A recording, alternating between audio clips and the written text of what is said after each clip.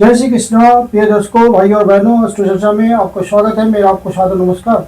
इस वीडियो में हम चर्चा करेंगे जो सिंह लग्न के व्यक्ति हैं अर्थात लियो एसेंडेंट हैं, उनका जनवरी माह नए साल में कैसा गुजरेगा, एक संक्षिप्त पर चर्चा करेंगे। यदि आप सिंह लग्न के व्यक्ति हैं तो यह वीडियो आपके लिए है।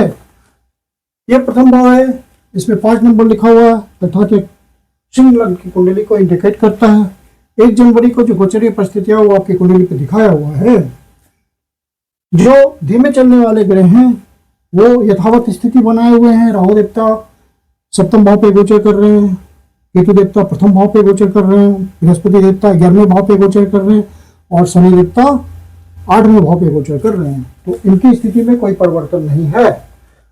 जो तेजी से चलने वाले ग्रह हैं सूर्य देवता, बुध देवता, मंगल देवता, शुक्र देवता, यही मासिक फल डिसाइड करते हैं और चंद्र देवता को हम मासिक फल में इंक्लूड नहीं करते हैं क्योंकि उनका गोचर हर 2.25 दिन में राशि परिवर्तन करता है, तो उनका मासिक फल में इंक्लूड नहीं किया जा सकता रिजल्ट। हाँ, यह है कि आपके कुंडली ओरिजिनल नेटल चार्ट में यदि चंद्र देवता की स्थिति मजबूत हुई तो आपको चंद्र देवता का अच्छा फल मिलता चलेगा। अब सूर्य देवता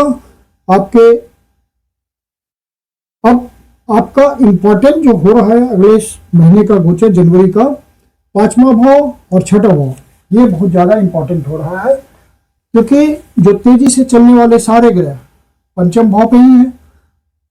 मंथ के 15 दिन शुरू में और बाद में फिर आ जाते हैं 6ठे भाव पे। तो पंचम भाव और 6ठे भाव का रिजल्ट आपको प्रमुखता से मिलेगा। एक एक करके देखते हैं कि सूर्य देवता क्या दे रहे। तो सूर्य देवता पंचम भाव पे हैं और आपके लग्नेश हैं, तो रिजल्ट बहुत अच्छा आना है। पंचम भाव पे गोचर करते हुए यदि आपका प्रोफेशन किसी कला से जुड़ा हुआ है, जैसे डांसिंग से, म्यूजिक से, पेंटिंग से, आर्टिजनशिप से, थिएटर से, फैशन इंडस्ट्री से, मॉडलिंग से, फिल्म इंडस्ट्री से, टीवी इंडस्ट्री से, स्पोर्ट्स इंडस्ट्री से या स्पोर्ट्समैन के रूप में आप कार्य करते हैं तो एक्सेट्रा, तो आपको यहाँ का बहुत अच्छा फल मिलेगा। सूर्य देवता आपको नए अवसरों की प्राप्ति कराएंगे। सूर्य देवता यहाँ गोचर करते हुए सरकारी अधिकारियों से यदि आपका संबंध रहता है तो वहाँ भी काम धंधे में आपको बहुत सहयोग मिल सकता है, कोई नया कॉन्ट्रैक्ट मिल सकता है यदि आप पंचम भाव से जुड़े हुए विषय के प्रोफेशन से हैं तो। और सूर्य देवता यहाँ गोचर करते हुए उनकी डिजायर है 11वें भाव पे, मतलब इच्छा पूर्ति के भाव पे और अच्छे धन के भाव पे, ज्यादा इनकम के भाव पे। 11वां भाव आपकी इच्छा पूर्ति का होता है और आपके हेवी अच्छा इनकम का होता है। तो इस मामले में आप सुखी रहेंगे क्योंकि ये आपके लग्नेश हैं, आपको रिजल्ट देंगे। और ये सारा आपको अनुभव होगा 14 तारीख से पहले और 14 तारीख से फिर 6ठे भाव पे आ जाएंगे। तो 6ठे भाव से जो संबंधित विषय हैं वहां आपको फायदा मिलेगा। आप हीलिंग के प्रोफेशन में हैं, डॉक्टर हैं या किसी तरह का सॉल्यूशन प्रोवाइडर हैं, झगड़ों का निपटारा करते हैं, पुलिस सेवा में हैं, लॉयर हैं इत्यादि, तो यहाँ पे आपको अच्छे फल मिलेंगे। सूर्य देवता यहाँ गोचर करते हुए आपको कंपटीशन में भी आगे रखेंगे और आपको सरकारी अधिकारियों से बच के चलना है क्योंकि 6ठा भाव वाद विवाद का होता है। तो आप वहाँ पे किसी भी तरह की अनबन, किसी भी तरह का मनमुटाव ना रखें ताकि बिना मतलब का वैचारिक मतभेद ना हो, तो इस बात का ध्यान रखें। यदि आप किसी स्वास्थ्य समस्या से पीड़ित हैं तो वहां भी मेडिकेशन, योगा, एक्सरसाइज, इन सब बातों का ध्यान रखें। सीनियर सिटीजन है तो विशेष रूप से ध्यान रखें। किसी से अनावश्यक वाद विवाद में ना उलझें, कोर्ट कचहरी के मामले में ना फंसें। और फिर सूर्य देवता यहाँ गोचर करते हुए 12वें भाव पे दृष्टि डालेंगे।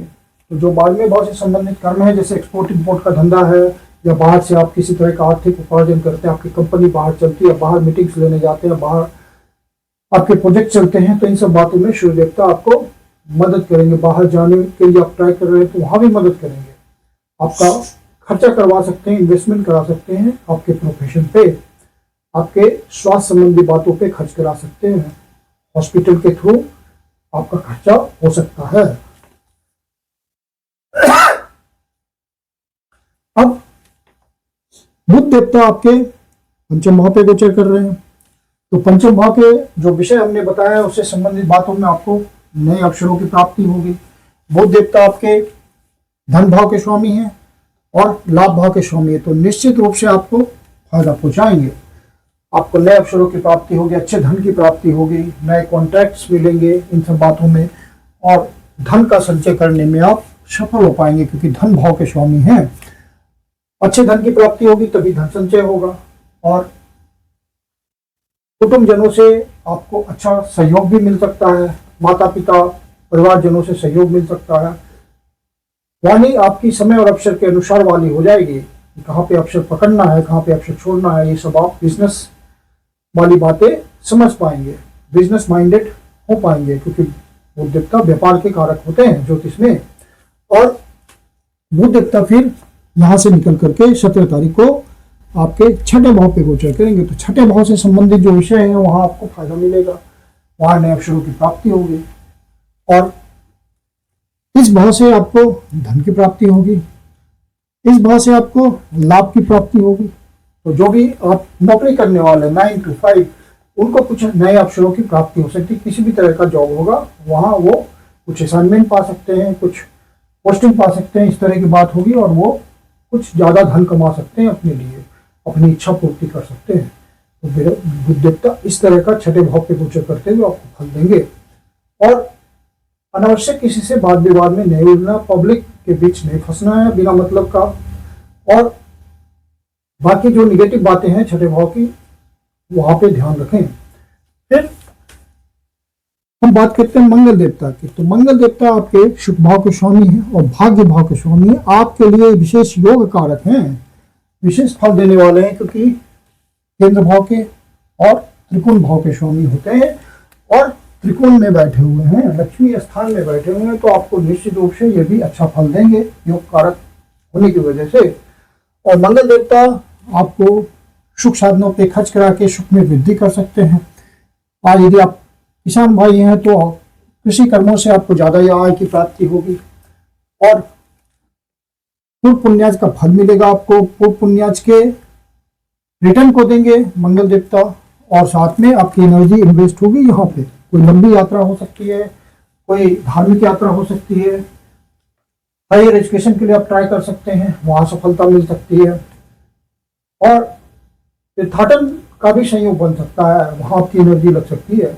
बाहर सेटलमेंट के लिए ट्राई कर रहे हैं लंबी यात्रा के थ्रू, तो वहां पे आपको सहयोग मिल सकता है मंगल देवता का। और मंगल देवता पंचम भाव से रिलेटेड जितने भी अवसर हैं, मतलब जिस तरह का आपका काम धंधा है, वहां आपको अच्छी सफलता दिलाएंगे, क्योंकि योग कारक हैं। आपको आनंद की प्राप्ति होगी, सुख मिलेगा अपने प्रोफेशन से।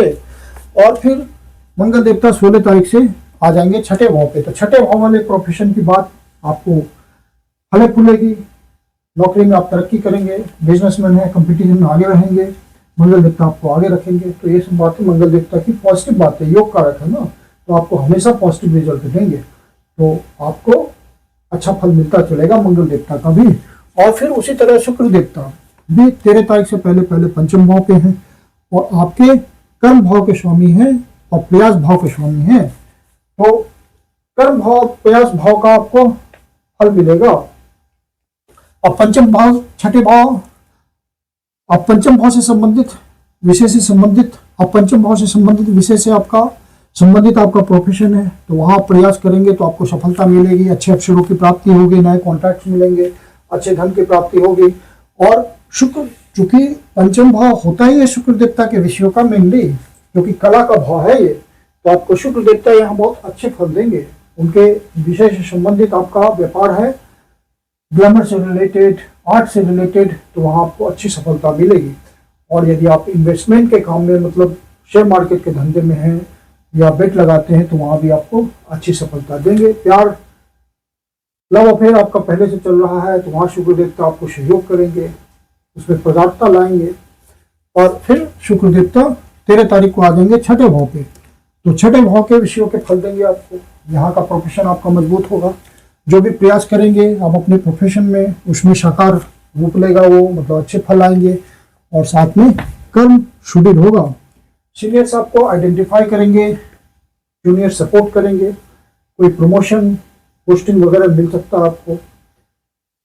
कोई असाइनमेंट मिल सकता है जिससे आपकी पोजीशन सुटेड हो जाए कर्म स्थान में, कोई नया जॉब भी मिल सकता है, स्विच कर सकते हैं आप बेटर जॉब में। तो ये सब बातें आपको देंगे। और क्योंकि पंचम भाव से रिलेटेड प्रथम 15 दिन का रिजल्ट है तो वो बहुत अच्छा जाएगा, और छठा भाव भी आपका अच्छा जाएगा क्योंकि ये कंपटीशन का होता है तो उसमें आप आगे चलेंगे। तो कुल मिलाकर के इस महीने का गोचर आपके लिए सुखद है। और अब चंद्र देवता जब छठे भाव, 8वें भाव, 12वें भाव पे गोचर करते हैं तो उन दिनों का ध्यान रखना होता है। तो छठे भाव पे गोचर कर रहे हैं चंद्र देवता 18, 19 और 20 तारीख को। तो इन दिनों अनावश्यक किसी से वाद विवाद में ना उलझें, कोर्ट कचहरी के मामले में ना फंसे और अपने स्वास्थ्य का ध्यान रखें। फिर चंद्र देवता जब 8वें भाव पे गोचर करेंगे 23, 24 और 25 तारीख को। तो इन दिनों आप विशेष रूप से ध्यान रखें, मानसिक रूप से निगेटिव ना हो। कोई निगेटिव न्यूज मिले तो मन को अस्थिर ना करें, स्थिर रखें। और यदि ज्यादा परेशानी हो तो शिव जी के मंदिर में जाकर शिवलिंग का दूध से जल से अभिषेक करें, ओम नमः शिवाय का जाप करें, शिव जी पीड़ा हल लेंगे आपकी, या विष्णु सहस्त्रनाम का पाठ करें। और जब चंद्र देवता 12वें भाव पे गोचर करते हैं 4 और 5 तारीख को, तो इन दिनों आपका खर्चा बढ़ा हुआ हो सकता है, बजट नियंत्रित हो सकता है। तो आप अपना ध्यान रखें। कोई विदेश की यात्रा हो सकती है ऑफिस के पर्पज से या फैमिली पर्पज से, तो आपका बजट अनियंत्रित हो सकता है, खर्चा बढ़ सकता है। तो आप इन बातों का ध्यान रखिए। मैं कुंदन शर्मा आप लोग का हार्दिक स्वागत करता हूँ। यदि आपके जीवन की कुछ समस्या है, ज्योतिष के माध्यम से समाधान चाहते हैं या अगले साल का वर्ष फल बनवाना चाहते हैं, तो आप पर्सनल कंसल्टेशन के लिए बुकिंग कर सकते हैं। बुकिंग के लिए व्हाट्सएप नंबर है 9212224958। आप इस पे बुकिंग कर सकते हैं। मेरी अपनी कंसल्टेशन शुल्क होती है। धन्यवाद।